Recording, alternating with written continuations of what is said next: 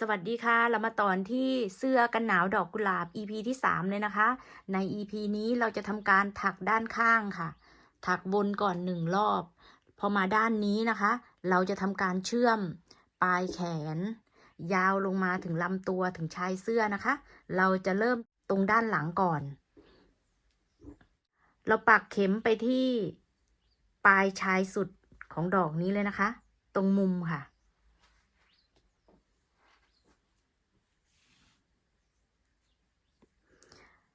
ใครกลัวหลุดก็มัดเป็นเงื่อนตายนะคะ แต่เราจะดึงไหมขึ้นมา เหลือหางไหมไว้ประมาณนิ้วหนึ่งค่ะ แล้วเราก็จะถักโซ่3ดึงไหมขึ้นมาด้วย แทน F หลักแรก แล้วให้ถัก F ลงไปตรงมุมหรือตรงจุดเดิมนะคะ อีก2หลัก รวมกับโซ่ก็เป็น3หลักนั่นเองค่ะ แล้วให้เราถักโซ่1ค่ะ เสร็จแล้วในช่องถัดไป เห็นชัดไหมคะ ถ้าใครดูไม่ชัดซูมหน้าจอของคุณได้นะคะ เพราะว่าเราก็ถักไม่ถนัดเหมือนกันค่ะ ถักผ่านเลน หลังจากได้โซ่1เสร็จแล้วให้เราถัก F 3หลักลงในช่องถัดไปเลยนะคะ1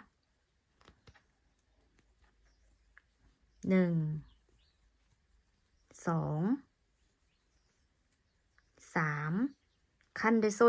1แล้วก็ถัก F 3หลักลงในทุกช่องเลยนะคะ เราจะถักจนไปถึงสุดปลายแขนเลยค่ะ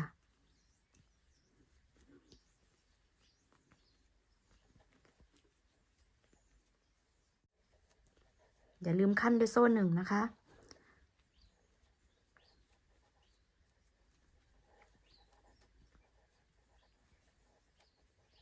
ถักจนมาถึงช่วงเชื่อมมุมกับมุมเห็นไหมคะ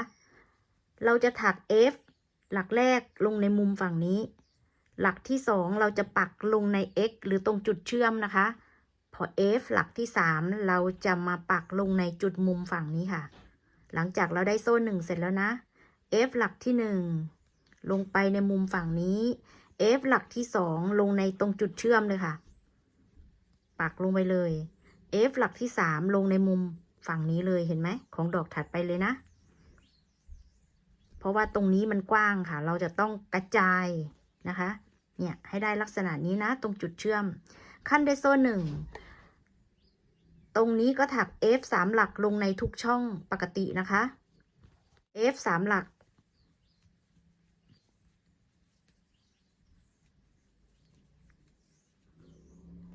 ขั้นด้วยโซ่1แล้วก็ F 3หลักลงไป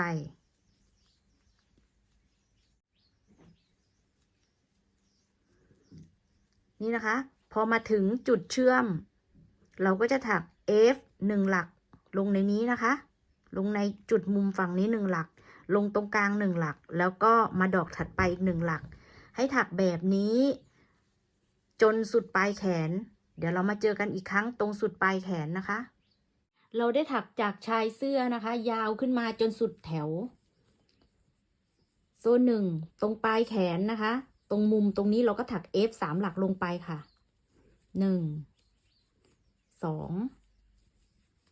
3พอได้ F 3หลักเราลูดงานค่ะลูดงานตรงปลายแขนนะคะไอ้ตรง3ดอกปลายแขนเนี่ยเราจะเชื่อมงานให้ติดกันค่ะพันเข็มเสร็จแล้วนะคะให้ปักลงในมุมฝั่งนี้เลยปักลงไปแล้วก็หมุนงานเล็กน้อย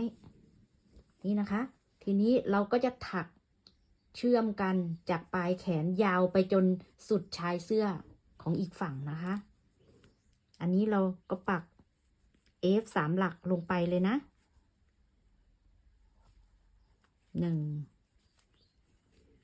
2 3ได้ F 3หลักเอาไปดึงผ่านกับโซ่1กับที่เราถักเมื่อกี้นะคะ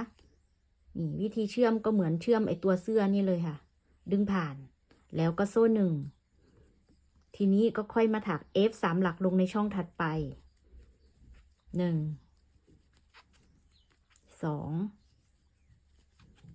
3ได้3หลักก็เอาไปดึงผ่านกับช่องถัดไปของแถวที่แล้วนะคะฝั่งนู้นนี่ค่ะโซ่1แล้วก็มา F 3หลักถักปกตินะคะ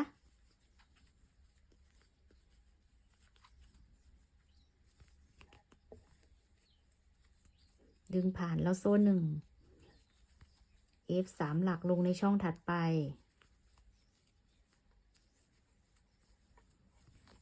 ดึงผ่านโซ่หนึ่งเดี๋ยวเราจะถักจนถึงมุมตรงนี้นะคะ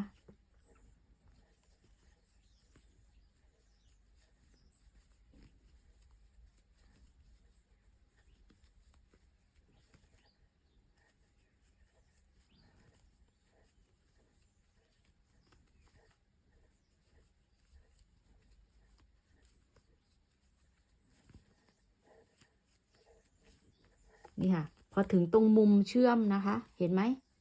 มุมกับมุมเชื่อมชิ้นนี้กับชิ้นนี้นะคะก็ถักเหมือนเดิม F ลงในมุมดอกนี้1 หลัก F ที่2ลงตรงจุดเชื่อม F ที่3ลงมุมดอกถัดไปเห็นไหมมันจะ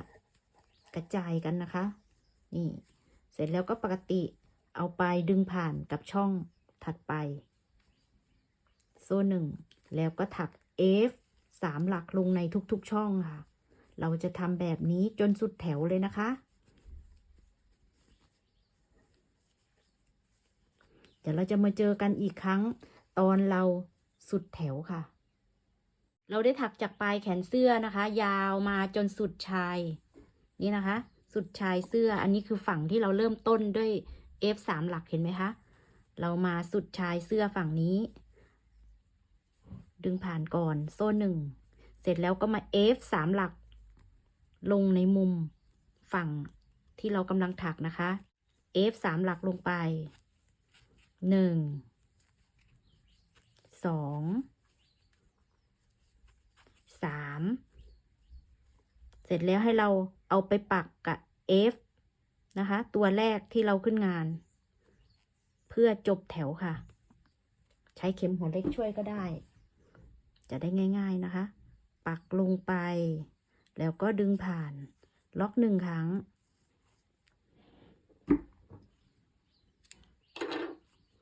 ตัดเก็บหางไหมให้เรียบร้อยโดยใช้เข็มหัวเล็กช่วยนี่นะคะดึงแล้วก็ซ่อนกลับไปกลับมางานเราก็จะอยู่แน่นๆนะคะกะว่าให้แน่นๆหรือใช้เข็มสอยก็ได้ค่ะถ้าใครกลัวหลุดเนาะนี่นะเดี๋ยวเรามาตามเก็บให้เรียบร้อยเดี๋ยวจะให้ดูงานก่อนนี่นะคะรอยต่อของเราด้านข้างลำตัวเห็นไหมคะก็จะเนียนนี่นะคะไม่มีรอยต่อเลยอันนี้ใต้ท้องแขนจะได้ลักษณะนี้นะคะงานเราก็จะเนียนไปเลยยาวมาถึงลำตัวถึงชายเสื้อนี่นะคะจุดเริ่มงานกับจุดจบงานเห็นไหมคะเนี่ยเสร็จแล้วฝั่งนู้นก็ทำเหมือนกันนะคะแต่ฝั่งนี้เราจะเริ่มจากชิ้นหน้าถักยาวไปก่อนสุดปลายแขนเสร็จแล้วก็ค่อยวนกลับมาเชื่อมด้านหลังนะคะเดี๋ยวเราจะทำให้ดูเริ่มจากด้านหน้านะคะตรงมุมด้านหน้าชายเสื้อนะคะปักลงไปตรงมุมดึงไหมขึ้นมาเราเหลือไว้นิ้ว1เหมือนเดิมเราจะถักโซ่3พับหางไหมขึ้นมาด้วยแล้วก็ F อีก2 ครั้งลงไปรวมโซ่ก็เป็น3 หลักครั้งที่1ครั้งที่2ในแถวนี้เราจะถักโซ่1แล้วก็ F 3 หลักลงในทุกช่อง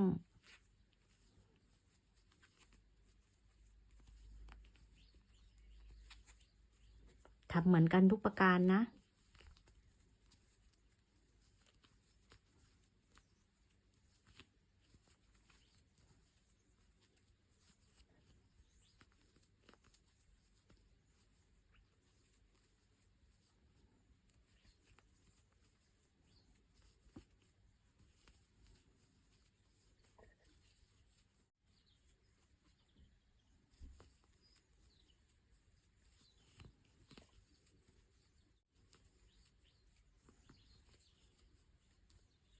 โซ่1พอถึงช่วงจุดเชื่อมตรงมุมเราก็ลง F 1 หลักลงมุมดอกนี้ F หลักที่2ลงตรงจุดเชื่อม F หลักที่3ลงมุมดอกถัดไป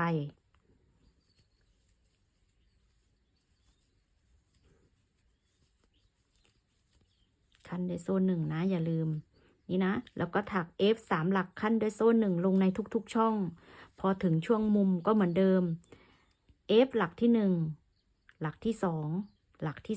3ขั้นด้วยโซ่1พอมาถึงช่วงมุมจุดเชื่อม F หลักที่1หลักที่2หลักที่3ยาวจนสุดปลายแขนฝั่งนี้นะคะเดี๋ยวเรามาเจอกันอีกครั้งเราถักยาวมาจนสุดปลายแขนถึงตรงมุมก็อย่าลืม F 3หลักลงไปหยุดนะคะหยุดตรงปลายแขนตรง F 3หลักนี่นะคะจากชายยาวขึ้นมาจนสุดปลายแขนเสร็จแล้วก็พันเข็ม1ครั้งก่อนแล้วก็ลูดปลายแขนค่ะลูดปลายแขนคล้องเป็นวงกลมแล้วนะทีนี้ปักลงในมุมฝั่งนี้เราจะทำการเชื่อมติดกันแล้วนะคะทีนี้ F 3หลักลงไปในมุม1 2 3ได้ F 3หลักแล้วให้เราปักลงไปในช่องด้านที่เราถักเมื่อกี้นะคะช่องแรกเลยดึงผ่านแล้วก็โซ่1ก็มาถัก F 3หลักลงในช่องถัดมาเอาไปเชื่อมดึงผ่านโซ่1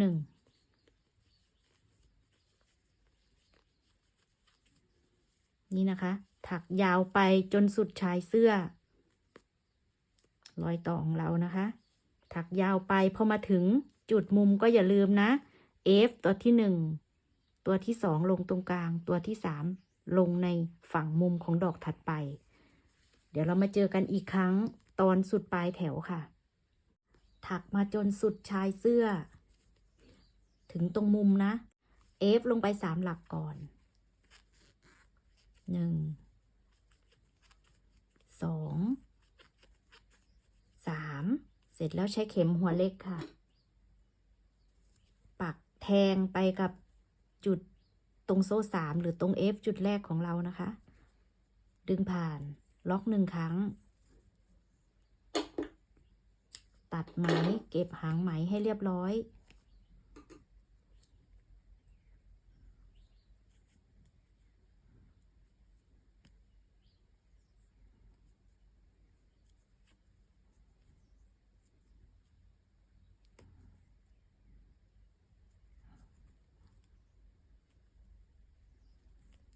เราก็ได้เชื่อมด้านข้างเสร็จทั้ง2ด้านแล้วนะคะอันนี้ใต้ท้องแขนด้านนี้นะคะด้านข้างยาวขึ้นไปอันนี้รักแร้เห็นไหมคะใต้ท้องแขนของเราเสร็จเป็นที่เรียบร้อยทั้ง2ข้างแล้วนะคะในขั้นตอนต่อไปเราจะทำการเก็บริมปลายแขนค่ะเราจะเริ่มจากด้านใต้ท้องแขนก่อนนะคะตรงจุดมุมเห็นไหมคะจุดมุมเราจะดึงไหมขึ้นมาวิธีต่องานของเราก็เหมือนเดิมค่ะดึงขึ้นมาเหลือประมาณนิ้วหนึ่งหรือใครกลัวหลุดก็อย่าลืมมัดเป็นเงื่อนตายเราจะถักโซ่3แทน F หลักแรกดึงไหมขึ้นมาด้วยแล้วก็ F ลงไปที่เดิมอีก1ครั้งรวมกับโซ่เราจะเรียกว่า F 2หลักนะคะเสร็จแล้วไอ้ตรงกลางตรงนี้ที่จุดเชื่อมเราจะทำ F 2หลักลงไปค่ะ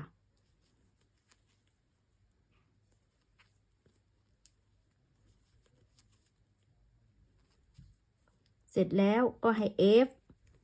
ลงมุมฝั่งนี้ได้เลยลงในช่องถัดไปนั่นเอง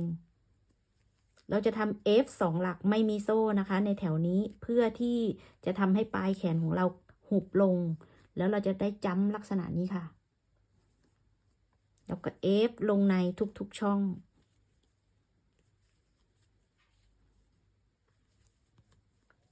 ช่องละ2หลัก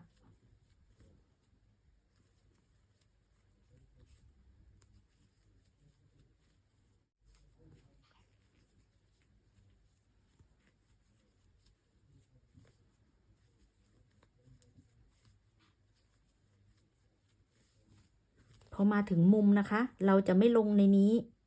เราจะลงตรงกลางตรงจุดเชื่อมเลยนะคะ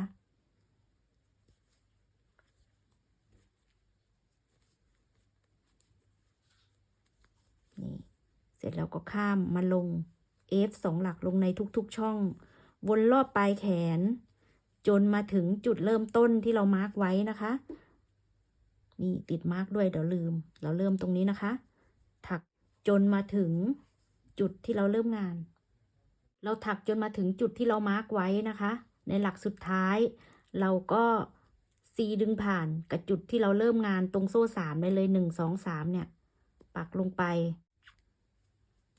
ดึงผ่านจบแถวที่1ค่ะต่อไปแถวที่2ของปลายแขนเราจะขึ้นต้นด้วยโซ่3แทน F นะคะให้เราปัก F ลงในทุกๆหลักเลยค่ะวนรอบปลายแขนเลยนะแถวนี้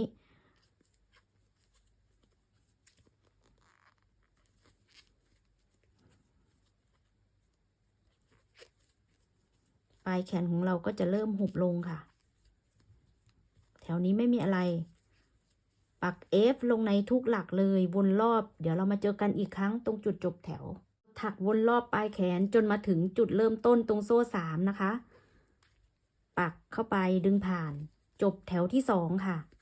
ปลายแขนของเราก็จะเริ่มหุบลงแล้วนะคะในแถวที่3เราจะขึ้นต้นด้วยโซ่3เราจะพันเข็ม1ครั้งปักลงไปในหลักนี้ค่ะหลักนี้แทงนะคะแทงแบบนี้ค่ะดึงขึ้นมาปลด2ปลด2อีก1ครั้งค่ะพันเข็มแทงค่ะเอาตัวนี้เด้งขึ้นมานี่นะคะแล้วก็ปลดในหลักถัดไปเราจะพันเข็มแล้วก็แทงอันนี้นะคะด้านหลังแล้วนะทีนี้นี่ดึงอีก1ครั้งค่ะแทงในหลักถัดไปนะคะดันแบบนี้ค่ะนี่เราจะทำนูน2แล้วก็ไอ้ตรงลึกเนี่ย2เราจะเรียกว่าตักหน้ากับตักหลังนะคะทำทีละ2ค่ะเป็นคู่พอเราได้ตรงลึกนะคะ2เราก็จะสลับมาทำไอ้ตรงตักหน้าแบบนี้นะคะดูง่ายๆนะคะสำหรับมือใหม่พันเข็มแล้วให้แทงให้ไอ้หลัก F เนี่ยอยู่บนเข็มนะคะอยู่บนเข็มตวัดไหมดึงผ่านปลด2ปลด2ก็เหมือนถัก F ปกติค่ะเพียงแค่ว่าเราจะทำให้ F แถวที่แล้วเนี่ยอยู่บนเข็มเห็นไหมคะเราจะเรียกว่าตักหน้าพอได้ครบ2หลักเราก็จะไปตักหลังก็คือไอ้ตัวที่มันเป็นร่องลึกแบบนี้นะคะตักหลังก็คือเราจะใช้แทง F ตัวนี้แหละค่ะแต่เราจะให้มันแทงจากด้านหลังแล้วให้ไอ้หลักเนี่ยอยู่บนเข็มของด้านหลังแบบนี้นะคะปลด2ปลด2อีก1ครั้งค่ะพันเข็มแทงแล้วให้ไอ้ตัว F หลักนี้นะคะไปอยู่บนเข็มเห็นไหมคะพอมันอยู่บนเข็มเราก็ดึงไหมผ่านนี่นะคะแล้วก็สลับมาทำไอ้ตัวนูนทีนี้จะถักตัว F นี่นะคะให้ F ของแถวที่แล้วอยู่บนเข็มทีนี้มาแทงด้านหน้าแล้วทีนี้เรียกว่าตักหน้านะคะอีก1ครั้งค่ะตักหน้าได้ครบ2หลักแล้วไปตักหลังนะคะทีนี้พับลงแทงนี่นะคะครั้งที่1ตักหลังครั้งที่2ดึงขึ้นมาปลด2ปลด2สลับมาทำตักหน้า2ครั้งเราจะถักแบบนี้นะคะสลับกันวนจนรอบปลายแขนเลยค่ะแถวแรกมันก็จะนับนะคะแต่แถวต่อไปเนี่ยเราไม่ต้องนับเลยเราก็ทำตามร่องที่เราทำไว้เลยนะคะอีก1ครั้งค่ะเห็นไหมคะให้หลักมันอยู่บนเข็มนี่แล้วก็สลับไปตักหลังนะคะ2ครั้งสลับกันให้ถักวนรอบปลายแขนนะคะเดี๋ยวเรามาเจอกันตรงจุดจบแถวเราถักวนรอบจนมาถึงจุดจบแถวนะคะนี่ตรงจุดจบแถวเห็นไหมคะตรงโซ่3เนี่ยให้เราปักเข็มลงไปเลยดึงผ่านจบแถวที่3ค่ะต่อไปแถวที่ เราจะทำตามร่องที่เราทำไว้เลยนะคะ ก็คืออันไหนนูนเราก็ตักนูน อันไหนร่องเราก็ตักร่องค่ะ เราจะขึ้นต้นด้วยโซ่3ก่อน F นะคะ เห็นไหมคะ ตรงนี้ตรงนูนใช่ไหม เนี่ยเราก็ตักขึ้นมาเลย ให้อยู่บนเข็ม นี่มันจะเป็นร่องของมันแล้ว นี่ครั้งที่1นูนครั้งที่2ทีนี้ก็จะไปตักหลังก็คือเป็นร่องนะคะ F แทงดันไปด้านหลังดึงไหมผ่านแบบนี้ หรือจะพับลงแบบนี้ก็ได้ค่ะ นี่จะได้เห็นชัดๆนี่นะคะ เห็นไหมคะให้ F ของแถวที่แล้วอยู่บนเข็มของคุณเสร็จแล้วก็ค่อยดึงผ่านถัก F ปกติสลับมาทำนูนหรือตักหน้า เห็นไหมมันจะเป็นร่องของมันอยู่แล้วนี่นูนเสร็จก็ไปร่องหรือตักหลัง2ครั้งมันจะเป็นคู่ของมันอยู่นะนี่ให้ดูดีๆดึงขึ้นมานี่แล้วก็มาทำนูนค่อยๆดูนะคะถ้าใครดูไม่ชัดก็ขออภัยด้วยเพราะสีดำค่ะเพราะเราต้องถักสีนี้นะคะนี่ถ้าใครดูไม่ชัดก็ซูมเอาได้ค่ะหน้าจอสามารถปรับซูมให้ดูชัดๆได้ถ้าให้คนถักซูมเข้าไปกว่านี้มันก็ถักลำบากนะคะเพราะเราถักผ่านกล้องผ่านเลน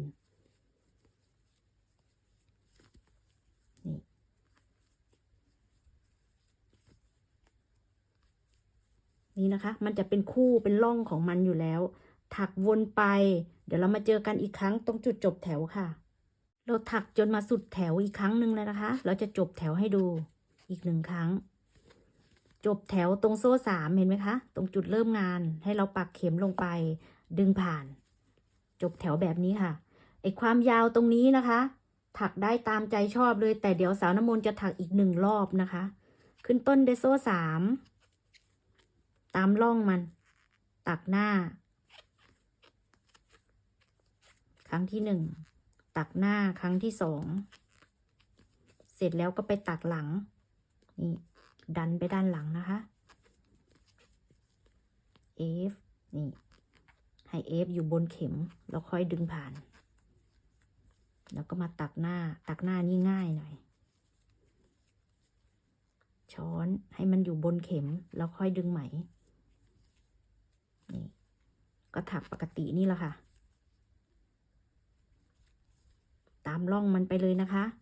ถักวนรอบปลายแขนเหมือนเดิมเสร็จแล้วก็มาดึงผ่านกับโซ่3แล้วก็ตัดเก็บหางไหมให้เรียบร้อยเดี๋ยวเรามาดูตอนเสร็จเรียบร้อยค่ะนี่นะคะปลายแขนที่ได้ของเราก็จะออกมาเป็นลักษณะนี้ลายเขาก็จะเริ่มชัดเจน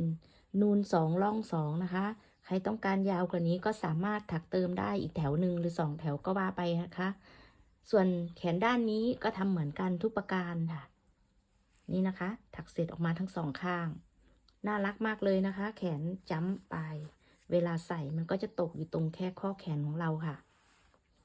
ถ้าเห็นว่าคลิปนี้ดีมีประโยชน์ก็อย่าลืมกดไลค์กดแชร์ไปให้เพื่อนๆคนอื่นได้เห็นด้วยนะคะสำหรับคลิปนี้